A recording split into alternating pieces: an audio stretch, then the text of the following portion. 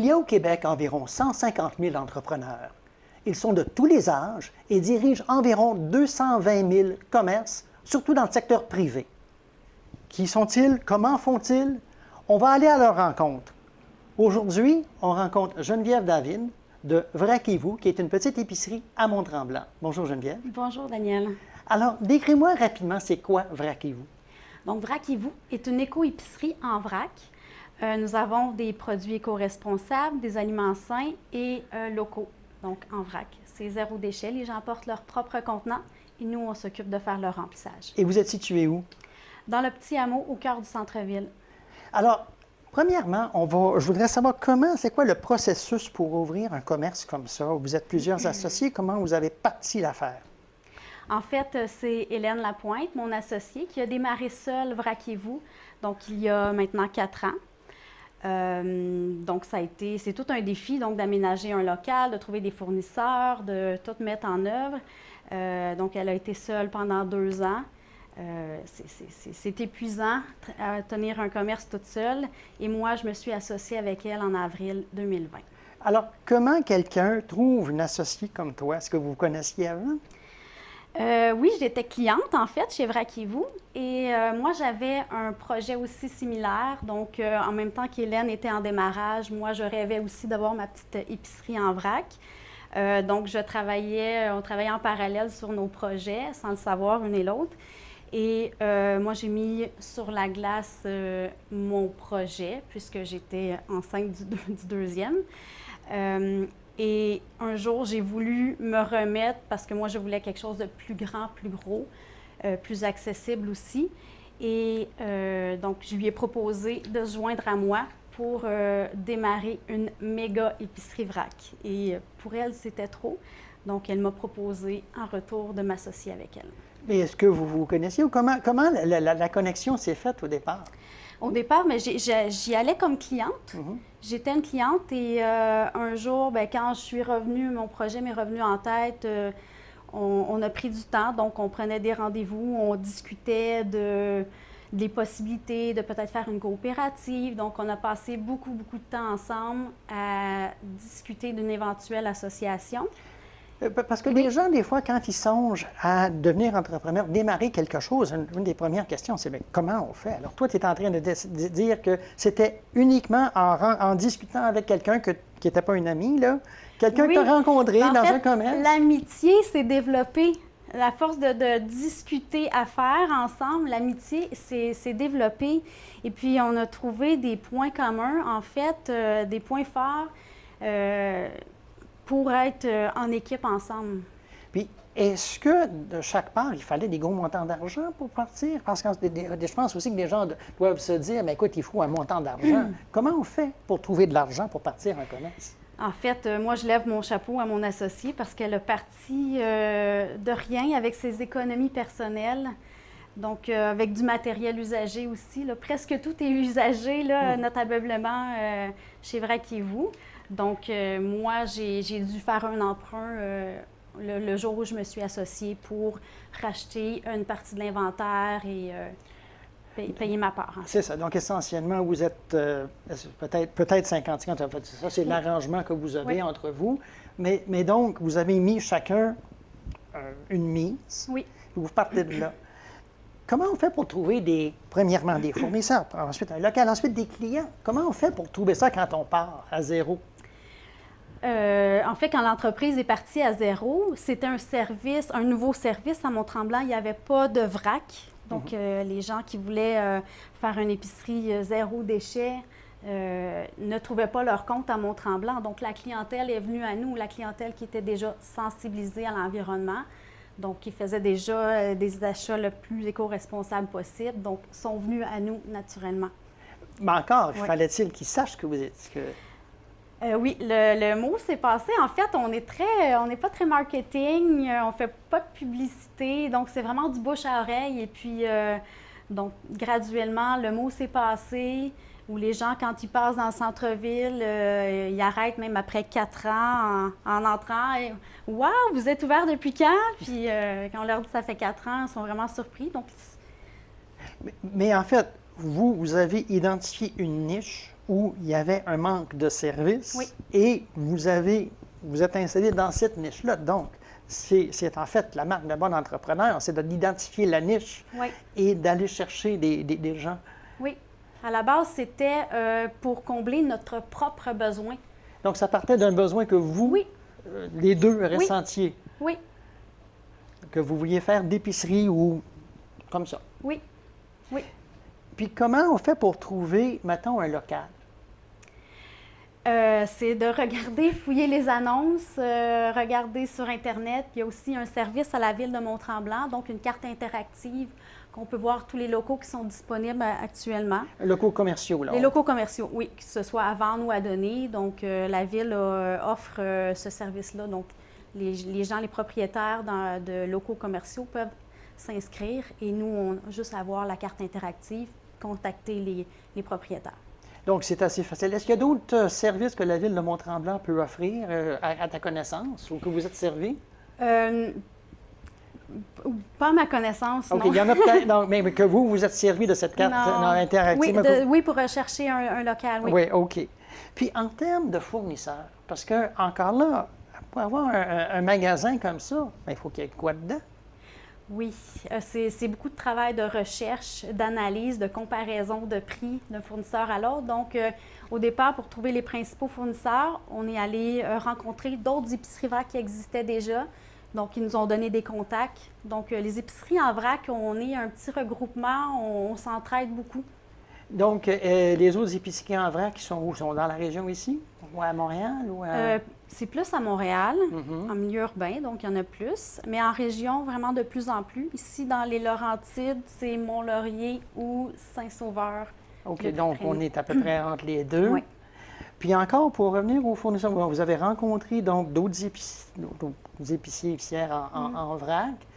Puis là, ben OK, comment on fait pour établir ces contacts-là avec des fournisseurs? C'est soit de leur écrire ou de téléphoner, ou il y a certains fournisseurs, donc on s'inscrit, on ouvre un compte avec eux tout simplement. Mais on fait affaire aussi avec beaucoup de petites entreprises locales.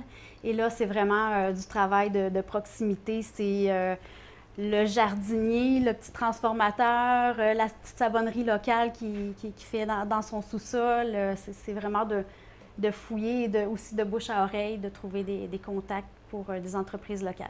Donc, il y a beaucoup de rencontres et beaucoup de découvertes et beaucoup d'explorations qui se font. Oui. Il faut vouloir aimer ça. Oui. Puis avec les clients, comment on fait? Bon, tu as dit au départ que c'était bouche à oreille, mais là, OK, comment on fait pour garder ces clients-là, pour établir les liens, et toutes ces affaires-là? En fait, Vraquez-vous, c'est vraiment une petite entreprise de proximité. Il y a le vrac et il y a le vous aussi. Ah! C'est ça votre vraiment, marketing. Oui, c'est vraiment important pour nous. C'est un lieu d'échange, un lieu de rencontre. Donc, les gens, les clients, avant le COVID, pouvaient se servir eux-mêmes, mais ils pouvaient s'asseoir un moment entre eux et discuter. Mais depuis aussi, là, ça continue. On a vraiment un lien. On connaît nos clients par leur nom. Ils apprécient vraiment. Là, ils viennent beaucoup pour nous. Bien, c'est ça. En fait, je trouve que ça, c'est un point important. Tu as dit que tu n'avais pas de marketing. Ça l'est ton marketing. C'est ce lien-là que vous établissez avec vos clients. C'est pas dans un but marketing. C'est simplement, ça vient du cœur. Parfait. Pour nous, Vraquez-vous, c'est une mission. Une entreprise, c'est une mission. Parfait. On va revenir dans quelques minutes pour parler un peu plus de toi. D'accord.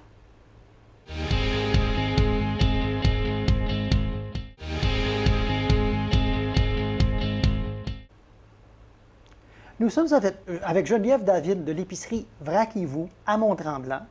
Rebonjour Geneviève. Bonjour Daniel. Alors là, j'aimerais parler un peu plus de toi, savoir qui tu es, puis comment tu es arrivé à devenir entrepreneur. Alors premièrement, est-ce que tu es de la région ici? Tu es native de la région? Oui, je suis native de la région. Alors, décris-moi un peu ton cheminement. Comment tu as fait pour vouloir devenir copropriétaire d'un commerce? Oui, en fait, ça vient réellement d'un besoin non comblé. Donc, j'essayais le plus possible d'être zéro déchet à la maison, mais j'y arrivais pas. Donc, les épiceries ici, je trouvais qu'il y avait trop de suremballage et pour acheter en vrac, je devais aller quand même assez loin, faire beaucoup de route. Donc, je me suis dit, bien, il faudrait vraiment qu'il y ait une épicerie zéro déchet ici à Mont-Tremblant. Oui, mais qu'est-ce que tu faisais avant ça? Avant, j'étais technicienne en arpentage, donc c'est tout un autre complètement domaine. différent. Vraiment un autre domaine. Parce que des fois, je pense aussi, les gens se disent, pour passer en commerce, il faut être spécialisé, je ne sais pas moi, avoir un bac en affaires. Non, c'est pas ton cas. Moi, ça m'était jamais passé à l'esprit, donc, d'être entrepreneur. En fait, je croyais que c'était accessible seulement aux autres. Et puis, le jour où j'ai réalisé qu'il y avait réellement un besoin et donc qui n'était pas comblé, je me suis dit, bien, pourquoi moi, je ne le ferais pas? Okay. Pourquoi pas moi? OK. Puis qu'est-ce que tu as fait pour faire ça, pour te partir? J'ai fait un cours donc de 3 mois de lancement d'entreprise. Donc, 2 soirs semaine en plus du travail. Donc, j'ai mis vraiment beaucoup d'efforts à me former en tant qu'entrepreneur, monter un plan d'affaires, valider mon projet aussi, voir s'il était viable. Oui, ton cours, tu l'as suivi où? À Sainte-Agathe, au CFP des Sommets. OK. Donc, puis c'était juste 3 mois, puis un cours du soir. Oui, un cours 2 soirs semaine pendant 3 mois. Donc, ça m'a permis de vraiment aller valider et d'aller voir aussi, donc, tout ce qui est côté marketing, comptabilité. Donc, ça m'a ouvert les portes et fait voir la réalité de ce que ce serait d'être entrepreneur. Et ça t'a pas fait peur? Ça a juste confirmé ce que... C'est venu confirmer, oui. Parce que je me suis découverte des aptitudes et donc ça m'a permis d'avoir confiance en moi pour me lancer. Et donc là, quand on se lance, bon, quand on a un associé, moi j'ai déjà été propriétaire d'une entreprise, j'avais un associé, on se divisait les tâches. Comment on se divise les tâches chez vous? On se sépare des fournisseurs. Donc j'ai mes fournisseurs, Hélène a ses fournisseurs. Elle s'occupe de la comptabilité. Moi, je suis plus du côté marketing, gestion des médias sociaux, communication, donc répondre aux C'est pour ça que tu es ici aujourd'hui avec Oui, c'est pour ça que je suis ici aujourd'hui. C'est moi le volet communication. Oui. OK. Donc, mais comment vous avez décidé comment faire la répartition des tâches? Hélène était déjà à l'aise avec la comptabilité, donc elle connaissait rien du tout aux réseaux sociaux. Donc, ça s'est fait naturellement, donc avec nos forces respectives. Est-ce qu'il y a des choses que tu trouves faciles, plus faciles que tu t'attendais? La gestion d'inventaire, les commandes, oui, c'est plus facile que ce que je pensais. Pourquoi? C'est juste... Je voyais ça comme une montagne de choses à gérer. J'avais peur de manquer de stock, de ne pas y arriver. Mais finalement, ça va. Puis il y a peut-être aussi, parce que beaucoup de gens peuvent avoir peur de ci ou de ça, mais toi, tu as eu à affronter ces peurs-là. Oui. Et tu t'es rendu compte que dans certains cas, il n'y avait rien là. Non, exactement. As-tu d'autres exemples de choses où c'était plus facile que tu le croyais? Rapidement comme ça, non. OK. Non. Puis, à l'inverse, est-ce qu'il y a des choses que tu trouves difficiles? Finalement, je trouve que la gestion des médias sociaux, c'est quand même assez... on est très occupé sur les heures d'ouverture et donc je dois faire du travail parfois en dehors des heures et avec la famille, j'ai de la difficulté à trouver ce temps-là et l'inspiration pour toujours publier des nouvelles choses. Puis dans les médias sociaux, vous êtes présent sur quels réseaux sociaux? Seulement sur Facebook. OK. Oui. Donc, juste Facebook. Oui, puis je réalise que c'est bien assez. Okay.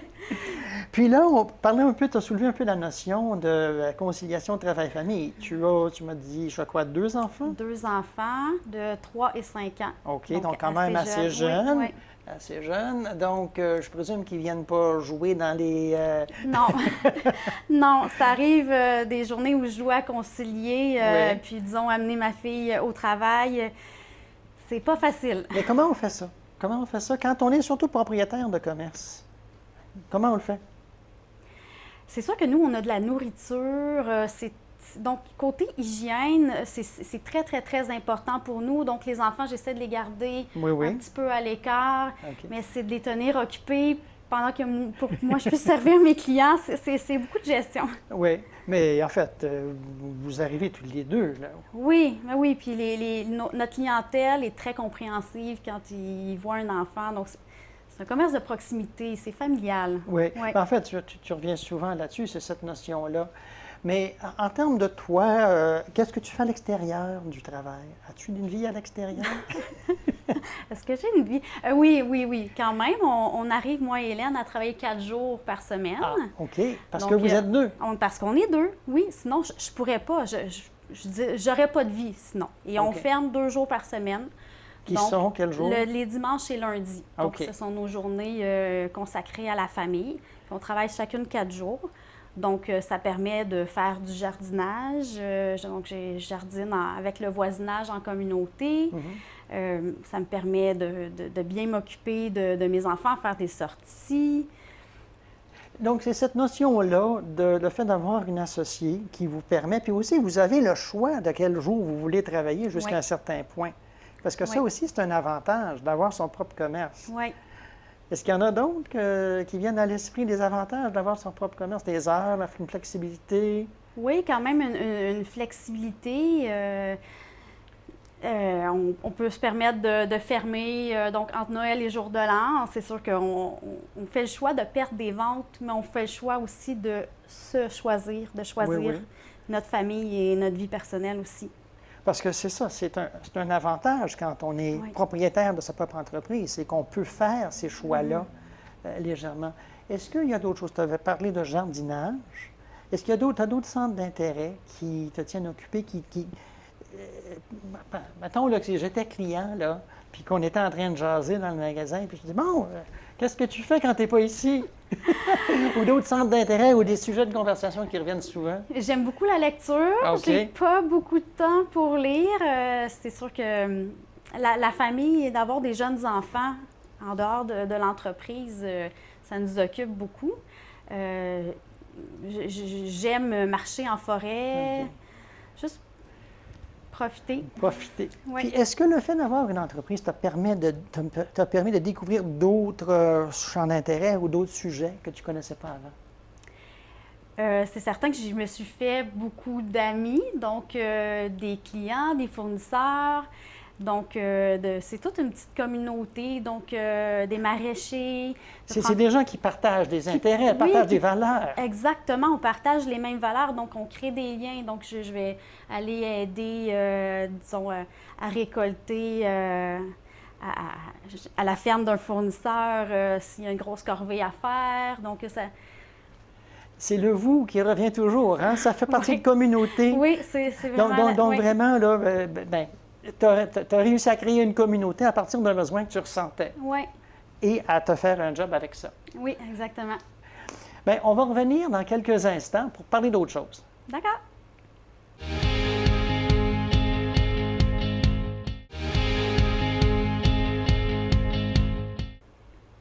Nous voici de retour avec Geneviève David de l'épicerie Vraquiez-vous à Tremblant. Rebonjour Geneviève. Bonjour Daniel. Donc, essentiellement, fais-nous faire un tour du commerce. Qu'est-ce que vous avez? Si, mettons, là, on faisait une petite visite virtuelle. Là, Donc, on a des articles écologiques, donc pour remplacer des articles à usage unique. On a comme quoi? Donne-moi un exemple.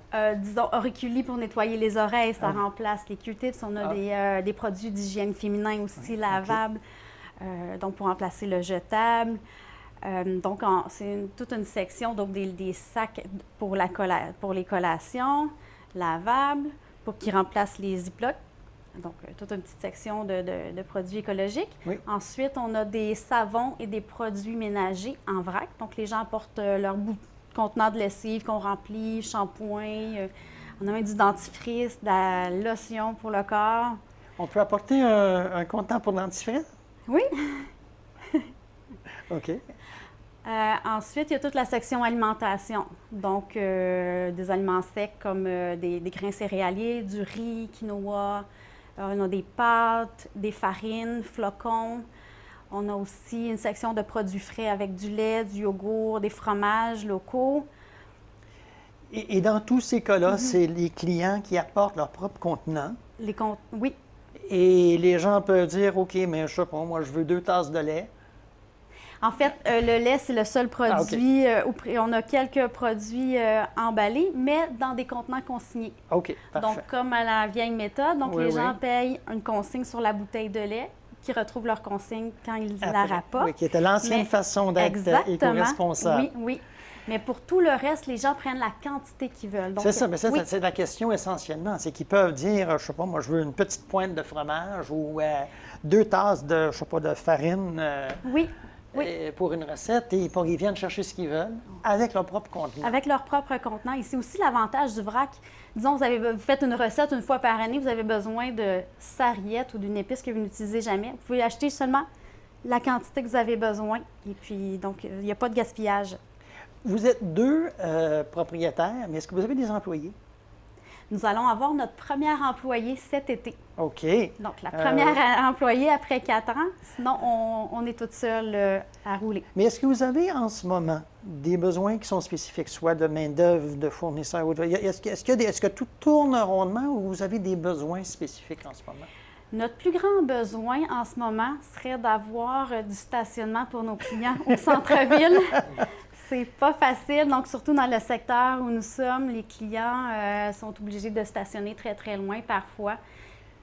C'est intéressant parce que c'est pas quelque chose qui est sous votre contrôle, essentiellement. Non, c'est pas notre contrôle, non. Comment on fait quand on voudrait plus de stationnement? On s'adresse à la ville ou on... On a fait... c'est la 2e année de suite qu'on fait une demande à la ville qui mette une certaine limite pour les cases de stationnement qui sont près des commerces du Petit Hameau. Donc, parce qu'il y a une limite de temps sur la rue principale, rue de Saint-Jovite. Oui. Donc, les employés, les commerçants viennent souvent se stationner sur les petites rues secondaires, dont la nôtre. Ah oui. Oui. Puis en termes, mettons, on parle beaucoup d'inflation. Est-ce que l'inflation a un impact sur vous, sur vos produits? C'est certain qu'il y a une augmentation. Pour le moment, c'est pas sur tous les produits. Il y a des produits qui n'ont pas changé de prix depuis 2 ans. Donc, mais oui, il y a une augmentation, surtout liée aux frais de transport. Donc, les produits importés aussi. Donc, Mais le fait de faire affaire avec des gens locaux, ça aide à réduire, je présume? Oui, nos produits locaux, vraiment, on n'a pas vu d'augmentation importante. OK. Oui. Donc, en termes d'approvisionnement, on parle beaucoup de chaînes d'approvisionnement partout dans le monde, mais vous, parce que vous êtes plutôt local, c'est moins important. Oui, c'est moins important, oui. C'est directement avec le transformateur, avec le producteur. Mais c'est une chose à savoir que, puisque vous faites affaire avec des gens d'ici, ces problèmes sont moins importants. Oui. Aussi que ça a un impact sur l'inflation ou les prix. Donc, premier employé, comment on fait pour trouver sa première employée? Nous, on est allé beaucoup sur les réseaux sociaux, de bouche à oreille. On a mis des affiches donc dans des endroits stratégiques. Nous, on avait une subvention pour engager un jeune, donc entre 15 et 30 ans. Subvention de? De Emploi d'été Canada, OK. donc c'est du gouvernement du Canada. Donc, on devait trouver un jeune entre 15 et 30 ans. Donc, je suis allée à la Maison des jeunes porter une affiche, Centre jeunesse emploi, donc pour vraiment cibler des endroits où on pouvait trouver la main-d'œuvre de cette catégorie d'âge. OK. Et puis, comment on fait pour s'entendre sur c'est qui la bonne personne? Bien, on a eu 2 CV. OK. Donc, on s'attendait à faire plusieurs entrevues. Puis finalement, on était vraiment surprise d'avoir seulement 2 candidatures. Donc, c'est là qu'on voit qu'il y a vraiment une problématique. Oui, c'est de la pénurie de main-d'œuvre. Exactement. Mais vous avez quand même reçu des CV et vous avez choisi une de ces 2 personnes-là. Oui. Et bon, c'était quoi vos critères? Qu'est-ce que vous cherchiez comme critères pour les employés? C'est certain que nous, étant une entreprise éco-responsable, on a souvent des nouveaux clients. Donc, ils ont besoin d'être conseillés, guidés. Donc, la personne devait avoir un minimum, être écolo un petit peu. OK. Donc, pour pouvoir bien conseiller la clientèle. Donc, c'était vraiment notre critère numéro 1. Okay. Puis quand on dit conseiller la clientèle, c'est parce que c'est des gens qui arrivent, puis c'est leur première expérience? Oui, leur première expérience. Ils veulent faire des gestes, réduire leur consommation. Et ils viennent nous voir, donc on est là pour les guider, les conseiller. OK. Dites-moi rapidement, là, faites comme si j'étais un client là, nouveau, là, parce que qui arrive. C'est quoi qu'il faut que je sache, moi, si je vais être client? Nous, on dit toujours à nos clients, utilisez ce que vous avez déjà à la maison. OK. Vous n'êtes pas obligé d'aller vous acheter des pots maçons. Vous avez tout ce qu'il faut. Donc, ce qui est plus écologique, c'est de partir avec ce qu'on a déjà au lieu de faire créer un objet. OK. Puis à part les objets, bien, il y a des produits de consommation aussi, comme des choses qui s'utilisent, que ce soit le savon, le shampoing. Ouais. Quel conseil à donner à un client potentiel à ce sujet-là?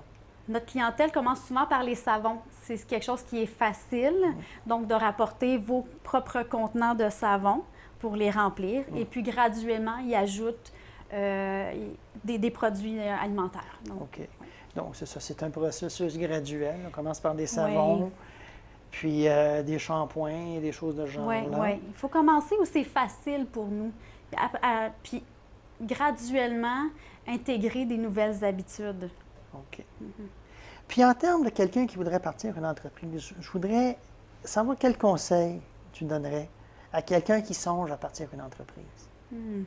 C'est sûr de bien évaluer les coûts, les risques, évaluer la viabilité d'un projet avant de se lancer et de foncer. Je pense qu'on a tous en dedans de nous des aptitudes pour être entrepreneur.